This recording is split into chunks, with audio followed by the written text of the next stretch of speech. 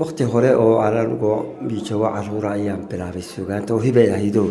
anigoon dee suugaanba aqoonaya sida wax loo yidhaahdo baaban maalin maalmaha ka mid anigoo geed hoos fadhiyo maqal la jooga maqal waxaan meeshan jir baan ahaa ayaa baaba beydkii ugu horreeyey ee maskaxdayda ka soo baxaa igu soo dhacay anigu ma raadin mana aqoon laakiin si automatic madaxay maskaxdayda ugu soo dhacay waxaan subaxdii dhegaysanayay ayeeyada iyo qoftoon ayeeyada canaanayso leedahay ay ku canaanayso la jecelo iyo tidaal marka maqashi madda baa la maago maqashi oo dhex tago maqashi anigoo dhex fadhiya ayaa beyd ugu soo dhacay weliba 3 laagood la yidhaahdaa wax dhaqo wax meel dhigo inaad waxay ku canaanayso la jecelo adna marka waxay ku soo dhacay beyd oranaya asla munaasabadii ku saabsan eventkii wax dhaqo wax meel dhigo hadaad waana la badhaatay wax aan yiraahdo beydkaas ay ugu horreeyay in maxaa markaasi kugu xigay cadan baa tagtay adigoo yaro lagu geeyay oo dabcan kol dad ehelka ama waalidku ku geeyeen halkaas dadna aad xataa riwaayad baan maqlay aad sameysay hadima la yiraahdo 1965 oo cadan laga dhigay markaasi cadan baa la geeyay 1900 iyo ahayd bamaleysada 53kii adeerkay Axmed Warsibe Ilaahay u naxariisto askari ka halkaas ayaa weheliyay riwaayadii horeysay waxaan ku sameeyay magaalada Cadbada waxa la oran jiray hadimo tii labaadna waxa la oran jiray reer boow yaa kule marka iyadana macdan baad ku sameysay waxaan ku markaan ka ilma cadan ayaan tii horeysay wadanka ku sameeyay ahayd waxa la sheegay 1900 iyo xabadi kaantigii qoladii la oran jiray 760kii ayaad ahaydoo ka mid ahaydoo markaas dad Soomaaliya ku soo noqotay dadna la foole ayaad macallin ka noqotay dugsi ku yaalo hoose dhexe markii dambe kulliyada ayaaba macallimaadiga lagu taabaray halkaas markaas suugaantada dadku aad iyo aad markaas ay ugu barteen riwaayadii midalan adiga iyo gaariye iyo Saciid Saalax iyo aqoon iyo afgarad baltaan uga waran la foole waa tii imtixaan laga qaaday rag mala afartaniyo oo ay kulliyadu ay kala foolo u baahnayd anigu 10kii ku guuleystay baan ka mid ahaa halka rag baa iga horeeyay joogay Saciid Saalax iyo gaariye iyo rag musacab cilmi Ilaahay u naxariiso ragaas aan halka ku saaxiibnay waxaan mideynayay yaani bahda suugaanta isku ahayn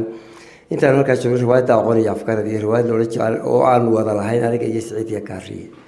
iyo midaan anigu sameeyay oo jiray tawaawa waxa la qalay tii la igu xiray sababtii la igu xiray ahayd ayaan halkaas leeyahay aan joogay ka marka maxaa kamid ah taa lagu xiray heesaheedii dadku garan karaan hal qalay raqdeeda lagu soo qabaamo qalalaasihiiba qalalaasiba nima qorb haleero laba waliba qaybta quraxdii ku duwatay qosol wuxuu ka joogaa qubanaha dambe iyo buuraha qotada dheer ka arkaya qiiqa qarka soo shafay waxa sheegaya nimankii wadanka qabsaday militariga marka ka bacdi waa lagu yeeray nabad sugidda ku daba gashay ayaan maqlay waa la daba galay kulankii horeeyay Maxamed Siyaad Baraan ku kulanay isagoo xiray afsiyooni jooga maalmaha ka mid ah gurigii la furay waxa madaxweynihii baa ku yeeray waxa lagu tagay xiradii ciidamada isagoo geed hoos fadhiya wuxuu igala hadlay suugaanteeda iyo sida wuxuu yiri kooran maayo waxa ninka caaga ka soo horjeeda tahay laakiin maxaa wax kasto aad tiriso anaga loogu adeegsadaa waxa la bar haddii aniga ay dhaafto meeshay la marayaan shacabku iyaga iyo dadku sidoo tarjumayaan anigu waan ilaahdaaye iyadoo nabad qabto oo aan balaayba jirin baan ilaahdaaye laakiin xaqiiqooyinka nolosha ka jira ayaa hadii ay ka dhigo maaragtay siday doonayaan ka dhiga marka waxaan maqlay wuxuu kugu yiri nala shaqeeyo taraadna waa diiday maanta wuxuu igu yiri waxa la waxa doontay weydiin laakiin wax dambe anaga naloo adeegsado oo aad tiriso yaalan maqlin bal ii waran waa lagu xiray baan maqlay markii maxaa lagu xiray qasax dheeraad ku jirtay muddo dheer sanadihii ma xusta habeen madow baa leeyla guday 1973 ilaa 78 baan ku xidhnaa qasax dheer amarku Maxamed Siyaad Barruukay waxa la xiray waxa ay u nahayd suugaanta iyo halabuurkayga iyo maaragtay ujeedada aan ka hadlayo 5 sanadood halka ku xidhnaa marka qasax dheer la faanteeda ma joojin baa leeyahay gabayad ku samaysay buugtaada ku qoran lama ogolayn halka wax ku tiriyo qalin iyo buugna ma haysan laakiin 10 maasan halka oo qarsoodiya yaan halka ku tiriyo ku aan maaragtay inta joogay bal ii waran markii lagu sii daayay dabadeetana xagaad u dhaqaaqday dabadeedna 10 sano ka bacdi watii xarigii laga soo daayay dabadeedna waxaan noqday akademigii cilmiga fanka iyo suugaanta xabar ku taalay baan wax kamid ah aan ka noqday director agaasimi laakiin de ma joojin adiguna rabshadii ma joojin gabayadii iyo kacaankaad ku dhaliilaysay Axmedow ilaahay wada qofku wuxuu siiyay inuu in la isticmaalo oo inuu tira ka dhigo suugaanta ciyaar maaha waxaa ummadda lagu jiheeyaa ummadda haddii la ka dhigo lagu hogaamiyaa marka aniga mar walba axmed wixii aan oranayay aniga mabda'ayga iyo xaqiiqooyinka nolosha ka jira ayay waafaqsanaayeen bali waran markaasi markii dambe waxaad ku biirtay baa la yidhi SNMT oo 82kii ilaa iyo dee burburkii dowladda dhexe ee Soomaaliya bal marxaladda ka waran waanu markaa haddii lagaga dhawaaqay SNM lagaga dhawaaqay Ethiopia in fact waxaa lagaga dhawaaqay London baa ugu horeysay dabeetna raggii ku dhawaaqay Addis Ababa yimaadeen anaguna markii baaqaasi waxaan watii la baxay dadku baxay jaantaar rogan ay noqotay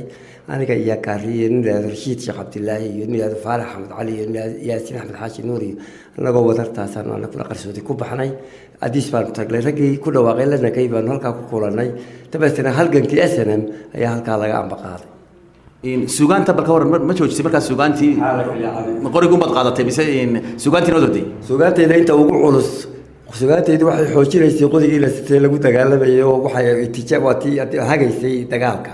markaas suugaanta ugu culus waxaa ku tiriyay waqtigaa 8 sanadood la dagaalamayay Maxamed Saad Barre suugaantaadu markaa waxa la sheegaa in ay ahayd hala kaco oo dadka dee ku dhaliila oo hala burburiyo markii dambe dowladdii dhacday ee waxba hagaagi waayeen dareenkaagu see buu noqday Maxamed Ibraahim Warsame Hadraawi markii dambe dowladdii dhacday ilaa iyo wixii socdeen ee waxba hagaagi waayeen foodadii badatay mar walba Axmed oo xaqiiqada jirta ka hadlinaysa oo maaragtay halkaas ay waafaqsan tahay nidaamkii wuu dhacay wadankii ummadii lahayd baa qabsatay haddii ilaahay ka dhigo anigu markaa iska tago ma soo gelina markii jabhadii soo gashay gudaha anigu wadanka London iska tegey halkaasaan joogay muddo 5 sanadooda halkaasaan maansooyin ilaa 9 intaan joogay ku tiriyey oo qaar diin yihiin oo qaar haddii ilaahay ka dhigo maartay arrimo kale oo caama ku saabsan yihiin laakiin waan ka baxay baabkii siyaasadda waqtiga goorma soo noqotay haddana markii dambe sanadkii 1999 baad halka ku soo noqotay si baad ku qoran maxaad qabanaysay inta markaa dalka gudihiisa baad kala joogtay mar qaarkood dibadda u baxaysay mooyee intaan soo noqday waxaan soo noqday inaan ka qayb qaato naqdilay ka dhigo waayaha ka jira dalka inaan nolosha kaalin ka qaato inaan haddii ka dhigo hibadayda kaga qayb galo inaan maaragtay dalku waa kii aan u dhashay inaan ka qayb galo haddii ka dhigo hawsha ka jirta Hadraawi bal iga waran suugaantaadu ma halka ku bay ku saabsantay mise jacayl bay leedahay maxay balbada kale waxyaaba kale aad suugaantaadu ku saabsantay wallahi Axmedow suugaantaydu baab jiro oo aanay gelin inaan jirin waxay ku bilaabatay haddii ka dhigo jacaylka iyo arrimaha آخركي واتي يسوع ركتي هتي لا دار ما هكله هالكنكي واتي كشيء. شعيل كده وابن قرنا يا واحد قرنا يا بلد وين شعيل ديك ما لقول شعيل ديك ولا قول بس كده بواتي هالكنك كشيء إما كلا وحق بس لحد أمضى يدينا عديني قابل هتي كده حق الدين تم حسن كرت واحد كده ده هو الوسطيت بقول أو بيته أو دينية أيان تري يحملوا يكوكر والله مدود الدينية تن إرجدي فرقان ما تقال له هسه أنا تريت أنا نوع ولا نرشوا أيان نوع يبادر أو كفار إذا مركب مرة إذا نوع جيسته حق دين تا سياسة تا قانون تا تعطي لك كدقو سوشيال كا يعني وحكوا هو كامل يبدو بحقيقة كشيء تنرش